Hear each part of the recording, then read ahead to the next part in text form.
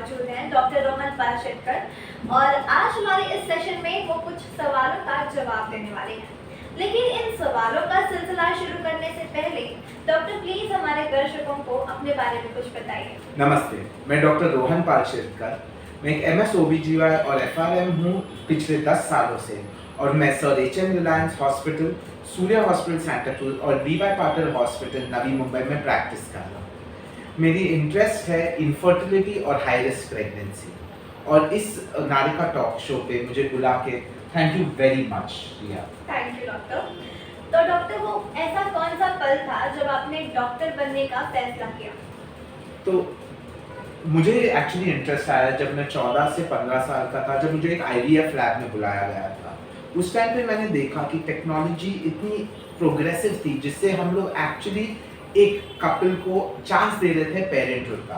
और उसी टाइम पे मुझे लगा कि जब ये टेक्नोलॉजी और भी आगे बढ़ेगी, वो एक चांस देगी इन पेरेंट्स को जो वंध्यत्व से सफ़र कर रहे हैं, उनको एक ऑप्शन देगा कि उनको एक पेरेंट बनने का चांस मिल रहा है।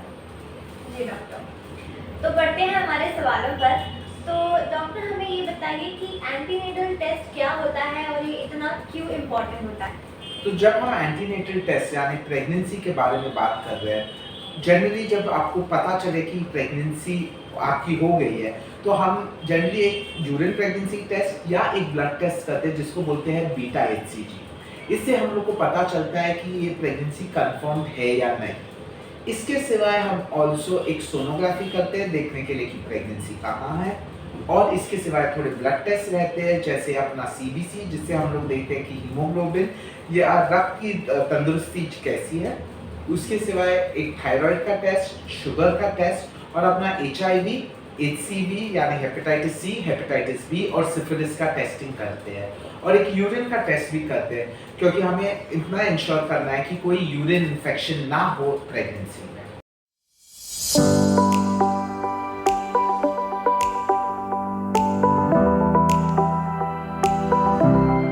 एंटीनेटल टेस्ट में बच्चे के लिए कितने प्रकार के टेस्ट होते हैं? तो यूजुअली पहले 3 महीने में यानी फर्स्ट ट्राइमेस्टर जब प्रेगनेंसी पता चलती है, हम लोग अल्ट्रासोनोग्राफी करते हैं जानने के लिए कि बेबी कैसा है। बीटा HCG ब्लड टेस्ट हमें सिर्फ कंफर्मेशन देता है कि प्रेगनेंसी है या नहीं, पर अल्ट्रासाउंड से हमें पता चलता है कि बेबी का वायबिलिटी है या नहीं। ये टेस्ट जनरली चौथे से छठवें हफ्ते में या इवन 7वें हफ्ते तक कर सकते हैं स्टार्टिंग में। इससे हमें पता चलता है कि जो भ्रूण फीटस जो तैयार है वो थैली के अंदर है या थैली के बाहर। अगर वो थैली के बाहर है, इसे एक्टोपिक प्रेगनेंसी कहते हैं और ये एक इमरजेंसी रहती है। तो अगर आपको पता चले कि आपको एक्टोपिक प्रेगनेंसी है तो आप तुरंत अपने डॉक्टर के पास जाके अपना जांच करवाइए। और अगर ये प्रेगनेंसी थैली के अंदर ही है तो हम लोग कुछ चीज़ें देखते हैं जैसे प्रेगनेंसी थैली के अंदर कहाँ है, हार्ट रेट बेबी का आया है कि नहीं, या एक रिएक्शन जो कोरियोडेसिडुअल रिएक्शन बोलते हैं वो अच्छा है या नहीं। इससे हमें पता चलता है कि प्रेगनेंसी हेल्दी है और आगे बढ़ने वाली है या नहीं। अगर कभी क्या होता है कि पहले 4 से 6 हफ्ते में हार्ट रेट नहीं आ सकते हैं। अगर हार्ट रेट नहीं आई है तो ऐसा हो सकता है कि आपका प्रेगनेंसी बहुत अर्ली है और इसलिए स्कैन हार्ट बीट नहीं उठा सकता है। इससे डरने की कोई ज़रूरत नहीं है, हमें सिर्फ सोनोग्राफी वापस 7 से 10 दिन में रिपीट करनी है और हार्ट रेट के लिए रुकना पड़ता है। अगर हार्ट रेट 7 से 10 दिन में आ जाता है तो मतलब प्रेगनेंसी कंटिन्यू हो रही है, और सपोज हार्ट रेट नहीं आता है तो हमें अपने डॉक्टर के पास जाके फिर सलाह लेनी चाहिए कि प्रेगनेंसी कंटिन्यू रखनी चाहिए या नहीं। जी डॉक्टर, तो यूरिन टेस्ट के दौरान प्रेगनेंसी की पुष्टि कैसे की जा सकती है? तो यूरिन टेस्ट एक है जो होम किट है जो हर केमिस्ट पे अवेलेबल है। तो आप आराम से घर पे लेके टेस्ट खुद कर सकते हैं जानने के लिए कि प्रेगनेंसी रुकी है या नहीं। तो यूरिन टेस्ट लाके आपको मॉर्निंग का यूरिन लेना है। उस यूरिन टेस्ट पे एक छोटा सा छेद रहता है जहाँ पे आप 4 से 6 ड्रॉप डाल सकते हैं और देख सकते हैं कि यूरिन प्रेगनेंसी टेस्ट पे 2 लाइन आ रहे हैं या नहीं। अगर एक लाइन आ रहा है मतलब आप नेगेटिव है, अगर दोनों लाइन आते हैं तो मतलब आप प्रेग्नेंट है। अगर एक भी लाइन ना आए मतलब वो टेस्ट फॉल्टी है और उसका मतलब है कि वो टेस्ट दोबारा आपको रिपीट करना पड़ेगा। जी डॉक्टर, तो एक प्रेग्नेंट वुमेन को अपनी फर्स्ट ट्राइमेस्टर टेस्ट के दौरान कौन से टेस्ट करने की आवश्यकता है? तो जैसे मैंने पहले भी कहा था कि हम लोग एक सीबीसी अपना यानी वो ब्लड टेस्ट जहाँ पे हम हीमोग्लोबिन देखते हैं, शुगर्स, थायराइड, अपना hepatitis C, hepatitis B, HIV, syphilis और यूरिन का टेस्ट करना चाहिए अलोंग विद अपना सोनोग्राफी पहले चौथे से 7वें हफ्ते का। जी डॉक्टर। तो डॉक्टर बढ़ते हैं हमारे अगले सवाल पर, जो कि है कि डाउन सिंड्रोम के लिए अल्ट्रासाउंड स्क्रीनिंग टेस्ट क्या होता है, और डॉक्टर डाउन सिंड्रोम के बारे में विस्तार से आप हमें बताइए। तो डाउन सिंड्रोम एक ऐसा क्रोमोसोमल डिसऑर्डर है जहाँ पे क्रोमोसोम 21 में 2 की जगह 3 क्रोमोसोम्स रहते हैं। इससे बच्चे को तकलीफ हो सकती है प्रेगनेंसी में और डिलीवरी के बाद भी। अभी डाउन सिंड्रोम डिटेक्ट करने में काफ़ी टेस्ट आ चुके हैं। एक है अल्ट्रासाउंड जो हम लोग 12वें से 13वें हफ्ते में करते हैं, जिसको बोलते हैं एंटी स्कैन। इसमें हम लोग बच्चे की न्यूक्लियर ट्रांसलूसेंसी को मेजर करते हैं और इसको डुअल मार्कर के साथ कंबाइन करते हैं। जब हम लोग इन दोनों को कंबाइन करके कंप्यूटर के एल्गोरिदम में सेटअप करते हैं, तब हम लोग को पता चलता है कि रिस्क फैक्टर का कितना है। अगर risk factor less than 1 in 250 है तो फिर कोई टेंशन लेने की ज़रूरत नहीं है, पर अगर ये मोर देन 1 in 250 रहता है तो फिर हमें और टेस्ट करने पड़ सकते हैं, जैसे कोरियोनिक विलिस सैम्पलिंग और एम्नियोसेंटेसिस, जिससे हम लोग को आइडिया मिलेगा कि ये बेबी को 100% डाउन सिंड्रोम है या नहीं। एक दूसरा टेस्ट है जिसको बोलते हैं नॉन इन्वेजिव प्रीनेटल टेस्टिंग। इसको मतलब है NIPT। NIPT और एक ब्लड टेस्ट है जो ज़्यादा सेंसिटिव है, जो ऑलमोस्ट 99.9% बता सकता है कि बेबी को डाउन सिंड्रोम है या नहीं। ये टेस्ट का सिर्फ एक ड्रॉबैक है कि इसका कॉस्ट थोड़ा ज़्यादा है, तो ये एक ऑप्शनल टेस्ट है। सो दिस इज समथिंग कि आप खुद डिसाइड कर सकते हैं कि अगर ये टेस्ट करना है कि नहीं।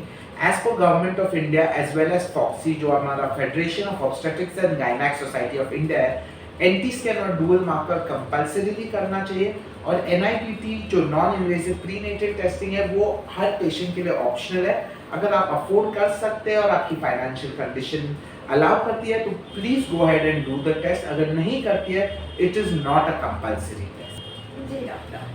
तो डॉक्टर, एक प्रेग्नेंट वुमेन को अपनी सेकेंड ट्राइमेस्टर टेस्ट के दौरान उनको कितने टेस्ट करने की आवश्यकता होगी?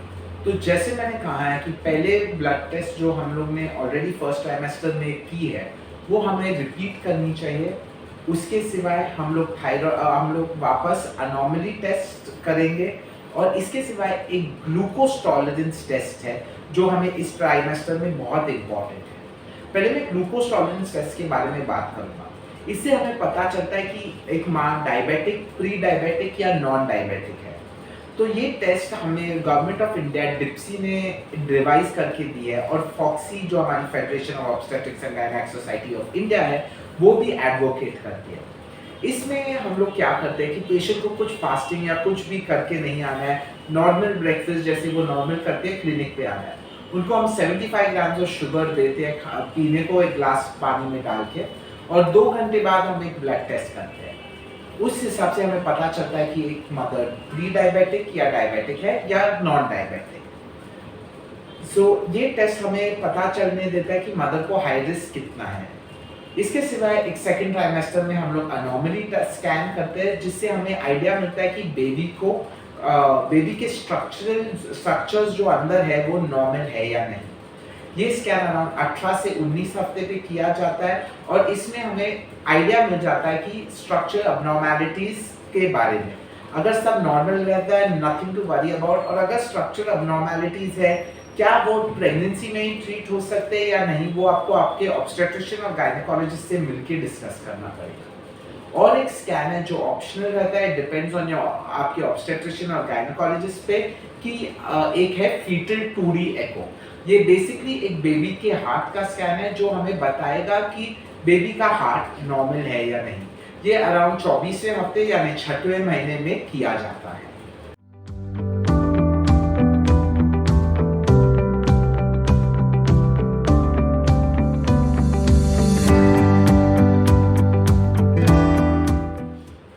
जी डॉक्टर, थैंक यू डॉक्टर। तो डॉक्टर, अल्ट्रासाउंड टेस्ट क्या होता है और ये कैसे किया जाता है? तो अल्ट्रासाउंड टेस्ट जो बेसिकली हम जो सोनोग्राफी बोलते हैं वो साउंड वेव्स है जो एक मशीन रिलीज करती है और वो साउंड वेव्स रिफ्लेक्ट होके वापस मशीन में एक इमेज की तरह आते हैं।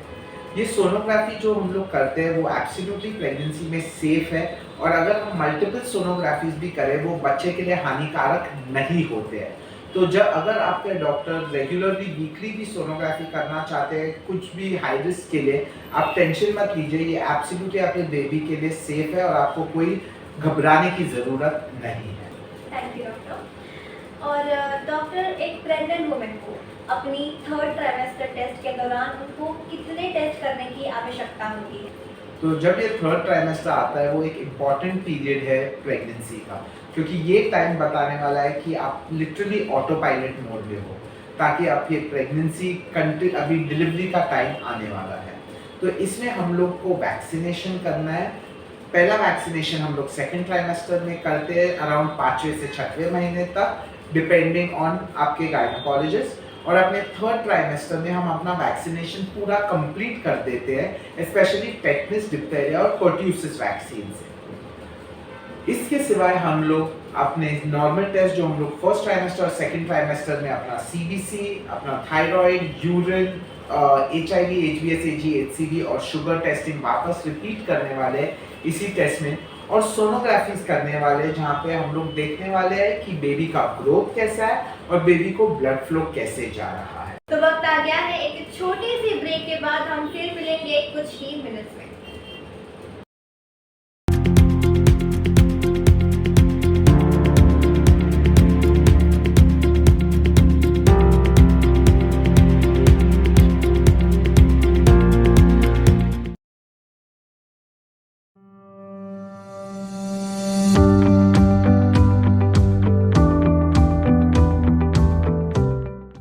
नमस्कार, फिर से सभी का स्वागत है नारिका टॉक शो पर, और अब हम बढ़ते हैं अगले सवाल पर। जी डॉक्टर, तो डॉक्टर, क्या थर्ड ट्राइमेस्टर के दौरान एक प्रेग्नेंट वुमन को ब्लड टेस्ट करना नेसेसरी होता है या नहीं? आई थिंक बहुत ज़रूरी है कि थर्ड ट्राइमेस्टर में ये सब ब्लड टेस्ट करें, क्योंकि कभी कभी जो भी कंडीशन जैसे हाइपरटेंशन, डायबिटीज़, अनीमिया, जो इंडिया में सबसे कॉमन है कंडीशन प्रेगनेंसी में, ये सब थर्ड ट्राइमेस्टर में एक्चुअली आ सकते हैं जो पहले 2 ट्राइमेस्टर में नहीं आए हो। तो ये ब्लड टेस्ट एक्चुअली इनको पकड़ पाएंगे जल्दी से, और अगर हमें कुछ ट्रीटमेंट करना पड़े तो वो जल्दी से भी चालू किया जा सकता है। सोनोग्राफीज भी हम लोग जो करते हैं, इम्पॉर्टेंट है कि हम लोग बेबी का ग्रोथ मॉनिटर करें कि बेबी का ग्रोथ बराबर से जा रहा है और बेबी को ब्लड फ्लो भी अच्छे से जा रहा है। तो जी हाँ, बहुत ज़रूरी है कि हम लोग ये सब टेस्ट थर्ड ट्राइमेस्टर में करने चाहिए। जी डॉक्टर। और डॉक्टर, ये हार्ट रेट मॉनिटरिंग क्या होता है? ये हार्ट रेट मॉनिटरिंग जो रहता है 2 टाइप का रहता है, एक है इलेक्ट्रॉनिक और एक है मैनुअल। मैनुअल मतलब आप मेरे जैसे गायनोकोलॉजिस्ट के पास आएंगे, मैं एक स्टेथोस्कोप लेके आपके बेबी का हार्ट रेट सुनूंगा जब आप एग्जामिनेशन के लिए आएंगे। दूसरा है electronic heart rate fetal monitoring, जो 2 टाइप के हो सकते हैं। एक है प्रेगनेंसी डिलीवरी के पहले और एक डिलीवरी के दौरान। जब लेबर के पहले आप आते हैं, इसको हम लोग बोलते हैं नॉन स्ट्रेस टेस्ट। ये हम जनरली 20 मिनट के लिए आपके बेबी का हार्ट रेट मॉनिटर करते हैं और देखते हैं कि जब बेबी का मूवमेंट है तब आपका हार्ट रेट ऊपर नीचे हो रहा है कि नहीं। इससे हमें पता चलता है कि बेबी का वेल बीइंग अच्छा है और प्रेगनेंसी अच्छे से जा रही है। इलेक्ट्रॉनिक फीटल मॉनिटरिंग, जब डिलीवरी का टाइम यानी आपके लेबर पेन्स चालू हो रहे हैं, electronic fetal monitoring important role play कर रहा है देखने के लिए कि बेबी को कॉन्ट्रैक्शन से कोई तकलीफ नहीं हो रहा है। मतलब जब आपका पेट कड़क होता है तब बेबी का हार्ट वेल मेंटेन्ड है और बेबी पे कोई प्रेशर नहीं आ रहा है। तो अगर बेबी का हार्ट रेट बराबर से जा रहा है ड्यूरिंग आपके कॉन्ट्रैक्शन, फिर हमें कोई टेंशन लेने की ज़रूरत नहीं और कोई इंटरवीनिंग करने की भी ज़रूरत नहीं है। पर अगर सपोज बेबी का हार्ट रेट ऊपर नीचे जा रहा है जब आपको कॉन्ट्रैक्शंस आ रहे हैं, तब हमें कोई इंटरवेंशन करने की ज़रूरत पड़ सकती है और कभी-कभी सिजेरियन भी करना पड़ सकता है। जी डॉक्टर, तो प्रेगनेंसी के थर्ड ट्राइमेस्टर में उनको हेल्दी रहने के क्या टिप्स हैं? तो 2 टिप्स मैं बिल्कुल बताना चाहूँगा कि एक न्यूट्रिशियस डाइट कीजिए, क्योंकि थर्ड ट्राइमेस्टर में सबसे ज़्यादा वज़न बढ़ने वाला है। पर पहले जैसे हम अभी जितना भी वज़न बढ़ाना चाहते हैं वैसा नहीं चाहिए। अभी पूरे 9 महीने में हम चाहते हैं कि आप 6 से 12 किलो पूरा गेन करें प्रेगनेंसी में। तो इम्पॉर्टेंट है कि आप एक न्यूट्रिशियस डाइट फॉलो करके आप अपना रेगुलर वज़न जो है ज़्यादा ना बढ़ाएं। दूसरी चीज़ है कि आपको रेगुलर एक्सरसाइज करना चाहिए, क्योंकि इससे क्या होने वाला है कि आपको नॉर्मल डिलीवरी में मदद होने वाली है और आपका ऑब्वियसली वज़न भी हेल्दी वे में बढ़ते जाएगा। तो ये 2 सबसे ज़्यादा इम्पोर्टेंट चीज़ें हैं, स्पेशली थर्ड ट्राइमेस्टर में फॉलो करने में।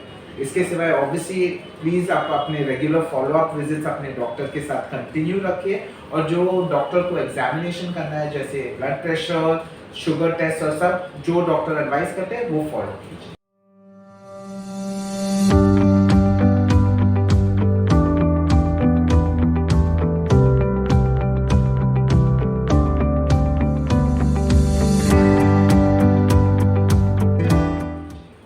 जी डॉक्टर। तो डॉक्टर अब तक हमने फर्स्ट ट्राइमेस्टर, सेकेंड ट्राइमेस्टर और थर्ड ट्राइमेस्टर के बारे में जाना है। तो डॉक्टर, दर्शक जानना चाहेंगे कि इन सभी ट्राइमेस्टर में से कौन सा ट्राइमेस्टर सबसे इम्पोर्टेंट और क्रिटिकल? सो सबसे इम्पोर्टेंट ट्राइमेस्टर बताना एक्चुअली काइंड ऑफ मुश्किल है। तीनों ट्राइमेस्टर्स इक्वली इम्पोर्टेंट रहते हैं, पर मैं बोलूँगा कि खुद के यहाँ से कि फर्स्ट ट्राइमेस्टर सबसे ज़्यादा इम्पोर्टेंट है, क्योंकि उसमें बेबी के ऑर्गन्स डेवलप हो रहे हैं, बेबी का हार्ट बीट डेवलप हो रहा है। तो उसमें वो जनरली पीरियड है जहाँ पे हम लोग को सबसे ज़्यादा स्ट्रेस होता है और सबसे ज़्यादा हम लोग लीस्ट इंटरवेंशन कर सकते हैं कि मतलब कोई ज़्यादा ट्रीटमेंट नहीं कर सकते अगर कुछ प्रॉब्लम हुआ तो। सेकेंड और थर्ड ट्राइमेस्टर भी इक्वली इम्पॉर्टेंट है, पर इनमें एक्चुअली हम लोग ट्रीटमेंट करके आपको मदद कर सकते हैं और जो भी अगर कंडीशंस हो जहाँ वो ट्रीट भी कर सकते हैं। जी डॉक्टर। तो डॉक्टर, प्रेग्नेंट वुमेन को अपने बच्चे की मूवमेंट पर कितनी बार नजर रखनी चाहिए? तो अगर आपकी प्रेगनेंसी हेल्दी और अच्छे से जा रही है बिना कोई कॉम्प्लिकेशन के, बेबी की मूवमेंट आपको दिन में 3 बार देखनी चाहिए। एटलीस्ट आपको आइडिया रहना चाहिए कि बेबी की मूवमेंट्स हो रही है। पर अगर आपको ब्लड प्रेशर और डायबिटीज़ है और आपके डॉक्टर सलाह देते हैं कि आपको बेबी मूवमेंट्स पे एक्स्ट्रा ध्यान रखना है, तो बेसिकली आपको ब्रेकफास्ट, लंच और डिनर के बाद 1 से 2 घंटा ध्यान रखना चाहिए कि बेबी एटलीस्ट 3 से 4 मूवमेंट्स करे खाना खाने के बाद। बेसिकली आपको दिन में एटलीस्ट 10 मूवमेंट्स होने चाहिए टोटल में। अगर कम मूवमेंट्स हो रहे हैं एट एनी पॉइंट, वेदर आपकी प्रेगनेंसी हेल्दी जा रही है या कुछ कॉम्प्लिकेशंस है, आपको तुरंत अपने डॉक्टर के पास जाना चाहिए और उनसे सलाह लेनी चाहिए अगर बेबी के मूवमेंट्स कम हो जाते हैं तो। जी डॉक्टर। और डॉक्टर, ऐसे कौन से फैक्टर्स हैं जो प्रेगनेंसी के दौरान डिफिकल्टीज को और भी बढ़ा सकते हैं? तो द मेन फैक्टर जो मैं देखता हुआ है कि वो है एज, क्योंकि जैसे एज बढ़ते जाता है प्रेगनेंसी में डाउन सिंड्रोम के चांसेस बढ़ते हैं, बाकी भी क्रोमोसोमल अबनॉर्मैलिटीज के चांसेस बढ़ते हैं, हाइपरटेंशन के भी चांसेस और डायबिटीज के भी चांसेस बढ़ सकते हैं प्रेगनेंसी में। तो जितना जल्दी आप प्रेग्नेंट होते हैं उतने कम रिस्क रहते हैं, पर अगर बाद में आप प्रेग्नेंट होते हैं तो आपको ये रिस्क मन में रखने चाहिए ताकि आप अपने डॉक्टर के पास भी ये प्रश्न पूछ सकते हैं ताकि वो भी थोड़ा आप पे ध्यान रख के ट्रीटमेंट्स कंटिन्यू रख सकें।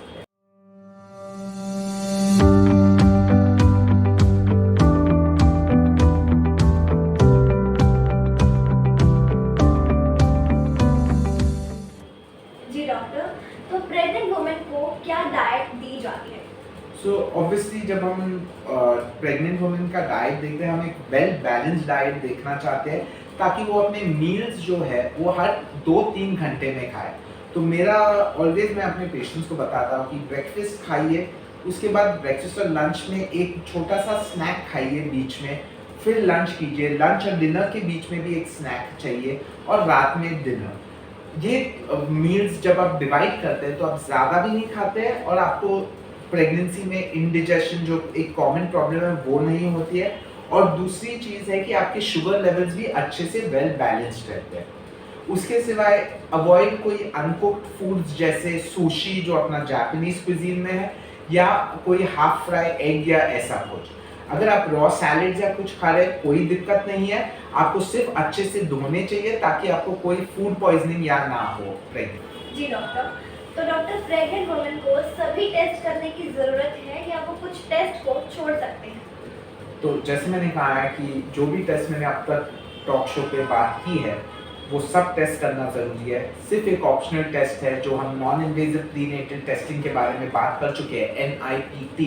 वो हम एक टेस्ट है जो ऑप्शनल रख सकते हैं, पर all the other blood test हमें ज़रूरी है करने के लिए, ताकि आप एक हेल्दी और हैप्पी प्रेगनेंसी कंटिन्यू कर सकें। तो ये काफ़ी इन्फॉर्मेटिव रिस्पॉन्स रहा था आपका, और मैं आशा करती हूँ कि ये सेशन आप सभी के लिए काफ़ी हेल्पफुल रहा होगा। तो डॉक्टर, जाने से पहले आप हमारे दर्शकों के लिए कुछ कहना चाहेंगे? मैं ये कहना चाहूँगा कि आप अगर प्रेगनेंसी प्लान कर रहे हो तो प्लीज़ अवॉइड स्मोकिंग और drinking at least 3 months in advance. जैसे आपका प्रेगनेंसी डायग्नोस होता है या आप घर पे ब्लड टेस्ट या यूरिन टेस्ट करें, तुरंत अपने डॉक्टर के पास जाइए और उनसे ब्लड टेस्ट और एग्जामिनेशन करवा लीजिए। एक अर्ली सोनोग्राफी ऑलवेज इम्पॉर्टेंट रहती है। Please follow a proper nutritious diet और एक्सरसाइज ज़रूर चालू रखिए अपने प्रेगनेंसी में, पर एक नॉर्मल एक्सरसाइज जो आपके कैपेबिलिटीज़ में हो। ज़्यादा अपने आप को पुश मत कीजिए। रिमेंबर कि पूरा प्रेगनेंसी में आपको वज़न बढ़ाते नहीं जाना चाहिए। हमें सिर्फ 6 से 12 किलो बढ़ाने हैं पूरे 9 महीने में। और I hope all of you all have a healthy, happy and a lovely pregnancy throughout the 9 months.